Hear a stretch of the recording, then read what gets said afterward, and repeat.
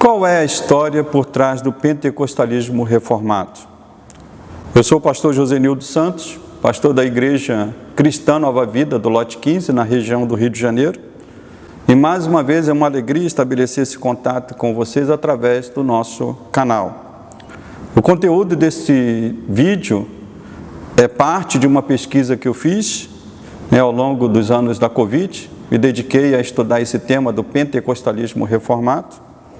E nesse vídeo eu seguirei falando da história por trás do pentecostalismo reformado, focando mais especialmente no surgimento do pentecostalismo e de como esse, nas últimas décadas, se aproximou das doutrinas reformadas, fazendo surgir o que nós chamamos de pentecostalismo reformado.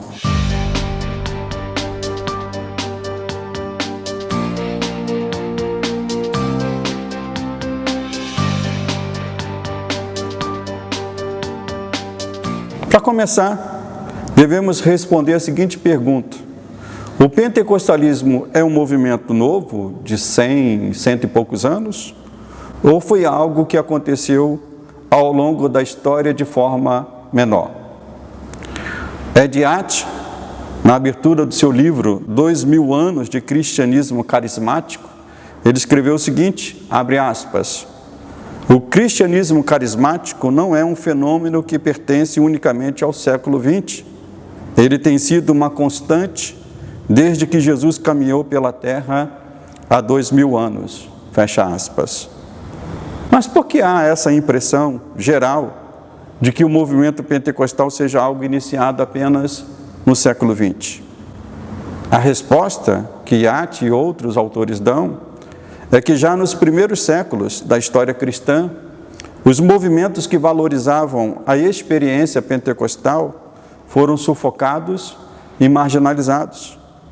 Além de Hatt, outros autores como Alan Anderson, com seu livro Uma Introdução ao Pentecostalismo, e Richard Foster, com seu livro Rios de Águas Vivas, também reconhecem a experiência pentecostal como um elo de tradição, um elo da tradição pentecostal. Então, a seguir, eu farei uma lista também de diversos personagens e movimentos que podem ser associados, através dessa experiência pentecostal, à tradição pentecostal. E esses movimentos são o montanismo, o monasticismo, o misticismo, os valdenses, os anabatistas, os quakers, o pietismo, o metodismo, os invirguitas, o movimento de santidade, o movimento holiness, também os avivamentos americanos e, por fim, o próprio movimento pentecostal moderno. Eu não terei como falar de todos aqui, mas tecerei aqui alguns comentários sobre alguns desses movimentos. Começando pelo montanismo, que foi liderado por Montano, que foi um movimento que aconteceu no século II e que já visava combater o formalismo que adentrava a igreja. Montano defendia que a qualificação para alguém exercer um ministério na igreja era a posse de algum dom espiritual. O movimento, na época, contou com a simpatia do famoso teólogo africano Tertuliano, e o historiador Anderson escreveu que falar em línguas e profecias eram algo comum a Montano e os seus discípulos. Além do movimento do montanismo, podemos citar os anabatistas, grupo ou vertente que surgiu na Reforma. Certamente os anabatistas foram mais ligados ao mover do Espírito Santo e por conta disso foram hostilizados e até mesmo renegados como um movimento de menor importância no século XVI. Os anabatistas chegaram a repreender Lutero e Zwinglio por não permitir o livre exercício dos dons espirituais em suas congregações. Também podemos citar o pietismo, movimento iniciado na Igreja Luterana ainda no século XVI, com a finalidade de corrigir a falta de ênfase na dimensão individual da vida cristã. As ideias pietistas se espalharam por toda a Europa, influenciando todas as denominações da época e sendo de fundamental importância para o surgimento do pentecostalismo alguns anos depois. No pietismo, alguns autores citam que podem ser percebidas as primeiras faíscas da chama do movimento pentecostal moderno. O metodismo, outro movimento, também foi fundamental para o nascimento do movimento pentecostal moderno, por sua ênfase na busca de santidade e por sua crescente abertura ao Espírito. Anderson, historiador, escreveu que um dos primeiros pregadores metodistas, Thomas Walsh, registrou no seu diário em 1750 a seguinte experiência, abre aspas, o Senhor me deu um idioma que eu desconhecia, elevando minha alma a Ele de maneira maravilhosa, fecha aspas. Também temos o movimento Holiness, o movimento de santidade, um movimento de renovação que surgiu no seio da Igreja Metodista, mas que se espalhou por diversas denominações americanas do século XIX. A marca principal do movimento, como o próprio nome diz, era a busca por santidade. Mas no cerne deste movimento, a terminologia pentecostal foi ganhando mais e mais força, como escreveu Donald Dayton, historiador também. Ele escreveu o seguinte, era a teologia wesleyana em vestes pentecostais. Quase todos os estudiosos do pentecostalismo apontam o movimento Holiness como um precursor direto do pentecostalismo moderno. Então, todos esses movimentos contribuíram para o surgimento do pentecostalismo moderno e a sua explosão no início do século XX. Falando um pouquinho sobre o próprio movimento pentecostal moderno, nós podemos citar que dois nomes se tornaram importantes para o surgimento dele. Os nomes são Charles Parham e William Seymour. Parham foi um evangelista itinerante com influências metodistas, com influências dos Quakers e também do movimento de santidade. Parham alugou uma grande casa e ali abriu um instituto bíblico chamado Betel. E nessa grande casa, ali os estudantes se revezavam em vigílias que duravam 24 horas por dia.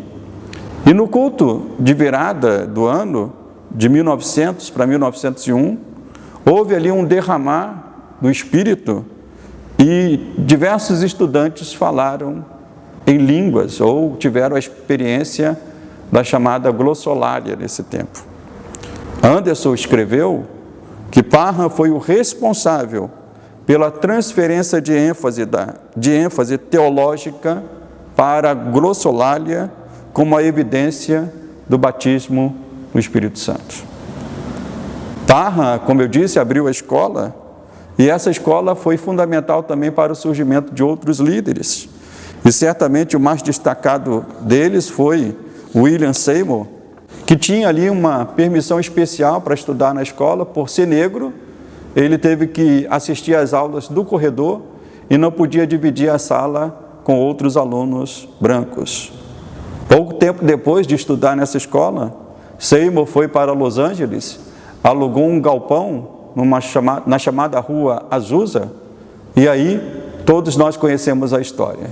A explosão do movimento pentecostal, como nós conhecemos hoje, e desse movimento da Azusa Street saíram aproximadamente missionários para 25 nações, como China, Índia, Japão, Egito, para poderem pregar o Evangelho. Como é que podemos identificar hoje o movimento pentecostal? Será que o movimento pentecostal é um grupo só? Anderson, historiador, escreveu que os pentecostais se definiram por tantos paradigmas que a própria diversidade se tornou uma característica definidora da sua identidade. No entanto, há uma identificação do movimento pentecostal que é bem consolidada e bem aceita no mundo acadêmico, que é chamada de as três ondas do pentecostalismo, que são elas: o pentecostalismo clássico, a renovação carismática e as igrejas pentecostais independentes. Obviamente que algumas outras ondas ou vertentes continuam a surgir no movimento pentecostal. E uma dessas vertentes recente é o que nós chamamos de pentecostalismo reformado, que busca ancorar a experiência pentecostal nas sólidas doutrinas reformadas. Um bom exemplo dessa conjugação ou alinhamento das tradições é do pastor e escritor Martin Chandler, que algum tempo atrás se identificou como um carismático reformado. Chandler defendeu que os cristãos precisam tanto de uma fé enraizada nas Escrituras, quanto de uma experiência no poder de Deus em suas vidas. Essa aproximação entre pentecostais e reformados é real e foi abordada também no artigo da revista Christianity Today, em 2018, sob o título A Ascensão dos Carismáticos Reformados, ou o Crescimento dos Carismáticos Reformados. Do lado reformado, nessa aproximação, nós podemos dizer que há uma tolerância com respeito a elementos pentecostais em seus cultos. O historiador, o Dr. Alderi Matos, escreveu que as práticas e ênfase carismática têm sido bastante aceitas nas igrejas presbiterianas, tais como estilo de culto, cânticos, instrumentos musicais, informalidade, testemunhos, batalha espiritual e crescimento da igreja. Também nos Estados Unidos, há exemplos de pastores ligados à tradição reformada, que também estão se identificando com elementos da tradição pentecostal, tais como o continuismo dos dons espirituais, bem como uma liturgia mais espontânea, e podem ser denominados como reformados continuistas, como é o caso do teólogo Wayne Grudem e também do pastor Sam Storms. Também no Reino Unido, o famoso pregador reformado calvinista Dr. Mark Lloyd Jones foi um defensor do batismo no Espírito Santo sob a perspectiva do selo do Espírito. Ele pregou uma série de 24 sermões sobre o tema do Espírito Santo, e num desses sermões ele escreveu, abre aspas, eu creio que o nosso maior perigo atualmente é extinguir o Espírito. Este não é o tempo de defender limitação. A igreja hoje não precisa ser contida, mas despertada para ser cheia de um espírito de glória, pois ela está falhando no mundo moderno. Fecha aspas. Isso do lado reformado. Do lado pentecostal, há um grupo se aproximando da teologia reformada, especialmente abraçando a soteriologia e também alguns outros elementos da tradição reformada. A prova disso é que tem havido um aumento substancial de alunos de origem pentecostal nos seminários reformados. Eu mesmo posso dar o meu próprio testemunho. Em 2018, eu ingressei no Centro Presbiteriano de Pós-Graduação Andrew Jump, e lá encontrei diversos alunos, pastores pentecostais, que, como eu, se identificam com esse alinhamento do pentecostalismo com a reforma, né? E os próprios reformados também estão mais sensíveis e compreensíveis com esta aproximação.